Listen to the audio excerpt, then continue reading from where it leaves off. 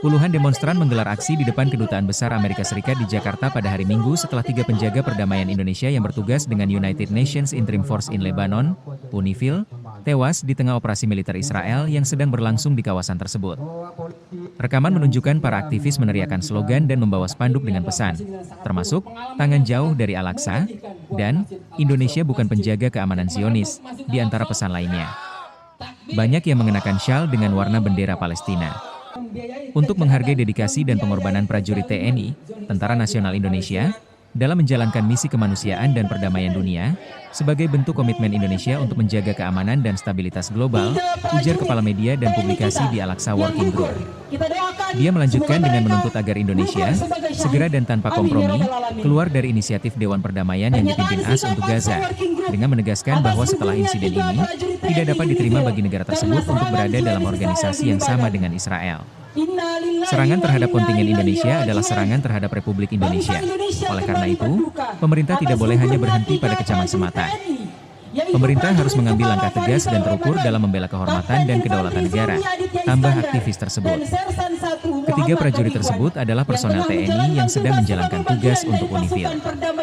Mereka dilaporkan tewas akibat serangan Israel pada akhir Maret dan awal April 2026.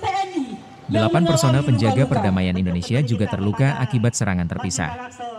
Presiden Indonesia, Prabowo Subianto, dengan tegas mengutuk serangan terhadap penjaga perdamaian PBB, mendesak dilakukannya penyelidikan menyeluruh atas insiden ini. Ketegangan di Timur Tengah semakin meningkat setelah AS dan Israel meluncurkan operasi militer bersama terhadap Iran pada 28 Februari, sementara pembicaraan diplomatik sedang berlangsung yang bertujuan menggagalkan program nuklir dan misil Iran. Teheran kemudian mengumumkan serangan balasan terhadap Israel dan aset AS di kawasan tersebut, dengan ledakan dilaporkan di berbagai negara Teluk.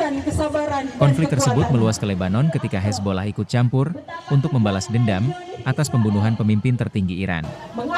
Rute pengiriman, termasuk Selat Hormuz, terganggu setelah penutupan selat tersebut.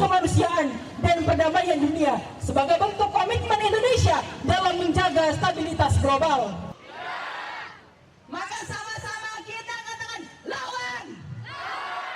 Menegaskan bahwa penyerangan terhadap kontingen Indonesia merupakan penyerangan terhadap negara Republik Indonesia. Oleh karena itu, pemerintah tidak boleh berhenti pada sikap mengecam semata, melainkan harus mengambil langkah yang tegas dan terukur dalam membela kehormatan serta kedaulatan bangsa.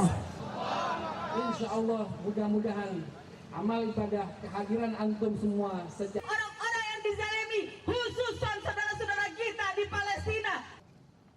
Ada satu kabar lagi yang sangat menyedihkan bagi kita semua.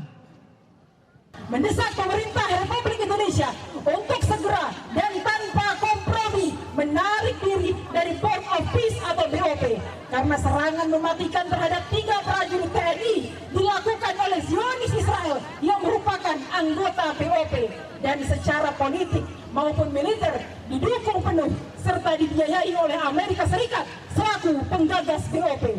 Keterlibatan dalam skema tersebut terbukti beresiko dan tidak sejalan dengan amanat konstitusi serta komitmen Indonesia terhadap kemerdekaan Palestina. Saat ini tadi juga sudah disampaikan, sudah ada undang